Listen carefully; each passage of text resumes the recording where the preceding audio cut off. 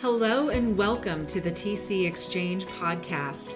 I'm Amity Krause, ex-retail girl turned realtor turned business owner, where I teach new transaction coordinators how to navigate the complex real estate industry and coach experienced TCs how to level up their game and businesses to add even more value to their agents. Come along with me while I guide you through this intense, complicated, but always fun world of transaction coordination.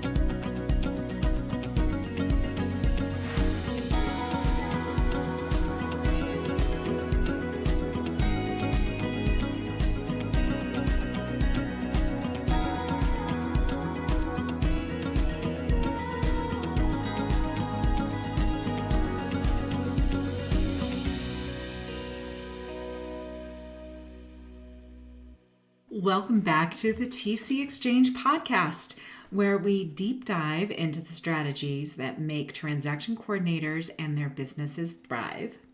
I'm your host, Amity Krause, and today we're talking about something that's crucial for every business owner: goal setting. But not just any goal setting, how to make it effective year-round strategy. Whether you're wrapping up the quarter or just need a little nudge in the right direction, this episode is for you. So let's dive in. Let's start at the very beginning. Why is goal setting important? Well, goal setting gives us direction, focus, and a clear understanding of our business objectives. It's like setting a roadmap for where we want our company to go. Without goals, we're essentially sailing without a compass. And for us in the transaction coordination business, where every detail matters, having that direction is key. Now, I always say that goals should be SMART: specific, measurable, achievable, relevant, and time-bound. Now, you probably have all heard that framework before, and it really isn't just jargon. It is a way to ensure your goals lead to actual real results.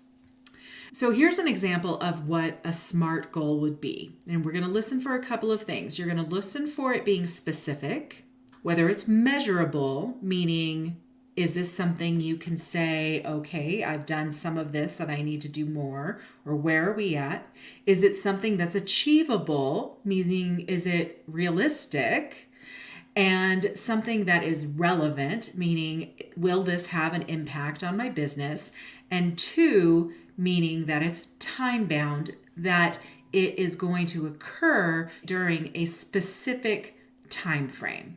So an example of a SMART goal in our business would be to obtain 5 new clients in the first half of this year. So here's its specific: 5 new clients. Measurable: you are going to do it, you're not going to do it. Achievable: 5 new clients in the first half, that's 6 months, that's less than 1 client a month. Relevant: obviously, getting new clients is relevant. Time-bound: we know we have this first half to obtain that. So if we get through February and you don't have any new clients, you've only got 4 months to go. So you now have that measure, you know where you need to go. So this is why it is really easy or really important to have a SMART goal, because it helps you stay on track. Now, before we set our actual new goals, let's talk about reflection. Looking back at what we've accomplished and what we've learned is so vital. I do this every quarter and it is eye-opening.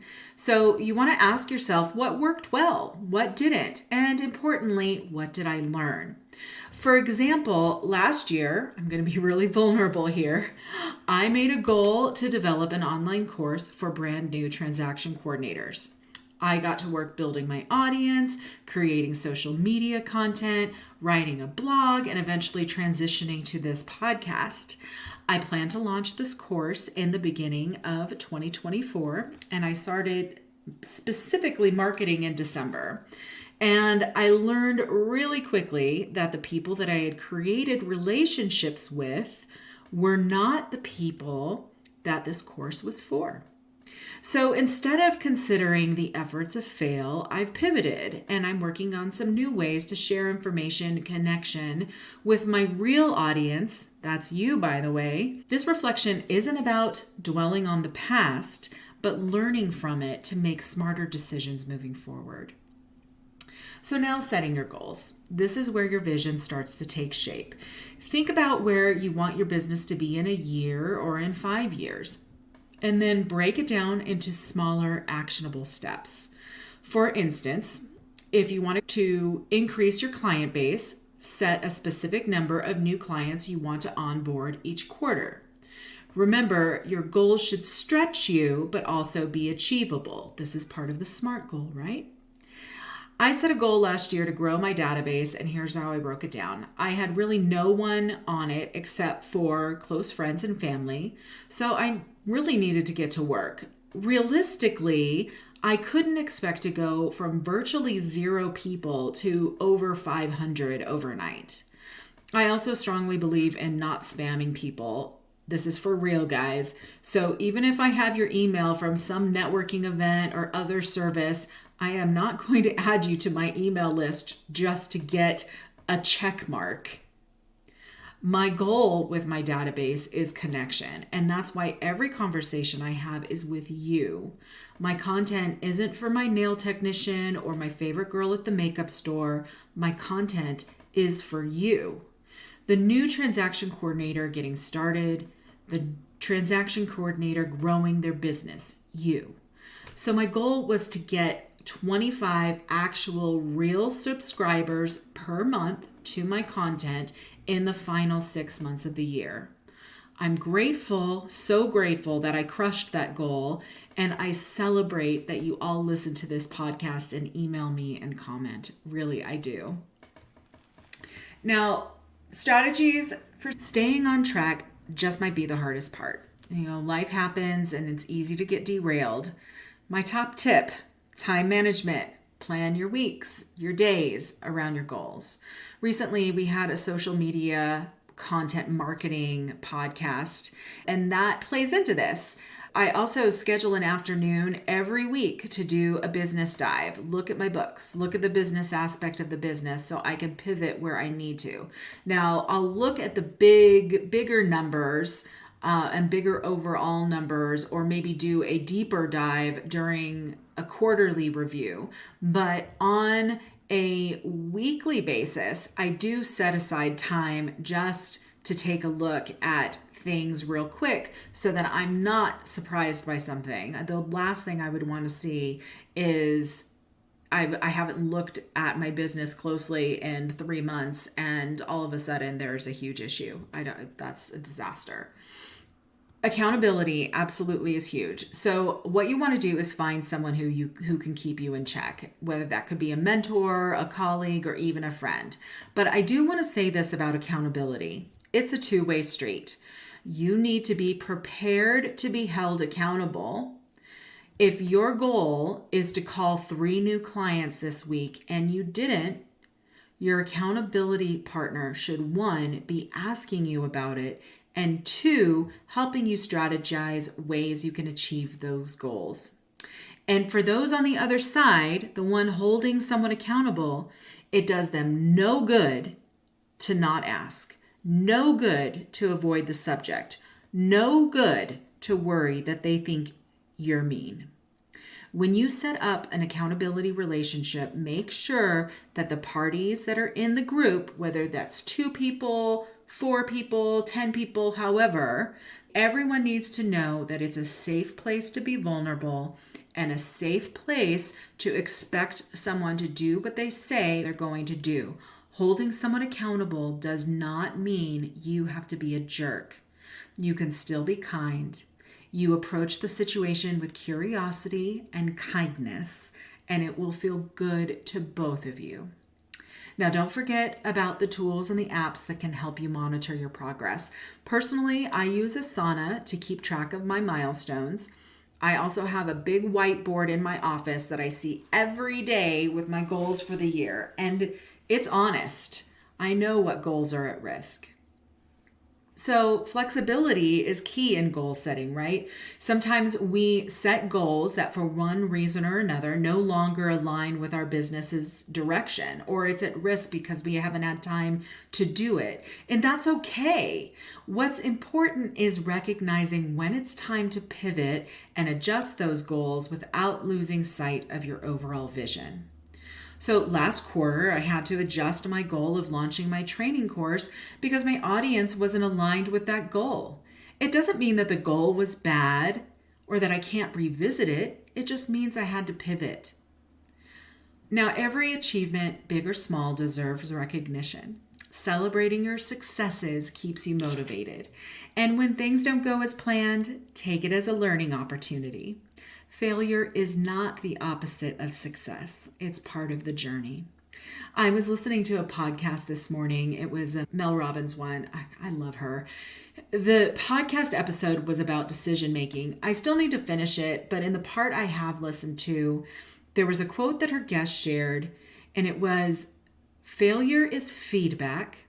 Feedback is knowledge, and knowledge is power." Think about that. Isn't that great? Remember, every setback is a setup for a comeback. Now, goal setting is an ongoing process, not just a one-time event at the start of the year. It is about constantly adjusting, learning, and growing. So take what we've talked about today and start applying it to your business. And remember, I'm here to share this journey with you. Now, before we wrap up, if you have found today's episode helpful, please don't forget to subscribe and tell your friends. And I'd love to hear about your goal-setting journey. Share your stories and successes with us in the comments. Let's make our goals a reality together. Thanks for tuning in to the TC Exchange podcast. Here's to setting goals and crushing them all year round. Until next time, keep navigating your true north. Well, hey there, TC Exchange family. It's your host, Amity Krause, coming to you with a little nugget of gold that you do not want to miss. Whether you're new to the transaction coordination game or you've been in the rodeo for a while, there's always something to learn or a new pitfall to avoid, right? Well, today I am thrilled to share an exclusive resource that we have put together just for you, the 5 mistakes transaction coordinators make and how to avoid them. This ebook is packed with insights and practical advice to help you navigate the complex real estate industry more smoothly. Have you ever found yourself wondering if there's a better way to handle those tricky situations that seem to pop up out of nowhere? Or maybe you're looking for ways to streamline your processes and boost your efficiency. Well, this ebook has got you covered. Inside, you'll find real-life scenarios, solutions to common challenges, and tips that can save you time, stress, and even money. We're talking about turning those oops moments into aha moments that can propel you forward in your career.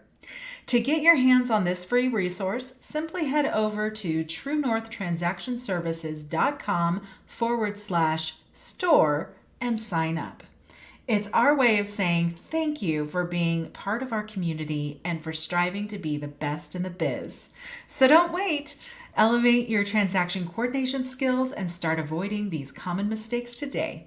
Trust me, your future self will thank you. And that wraps up another episode of the TC Exchange podcast. Thank you so much for joining me and being a part of this incredible journey through the world of transaction coordination. Remember, every challenge is an opportunity to learn, and together, we're setting the compass to true north. If you want to dive deeper into the world of TCs or simply connect with our growing community, follow us on Instagram at TrueNorthTCT. For exclusive content, insights, and engaging discussions, be sure to join our Facebook group, the TC Exchange. And for resources, courses, and a treasure trove of knowledge, check out our website at truenorthtransactionservices.com. Keep the conversations going, share your insights, and until next time, keep your compass pointing true north. See you soon.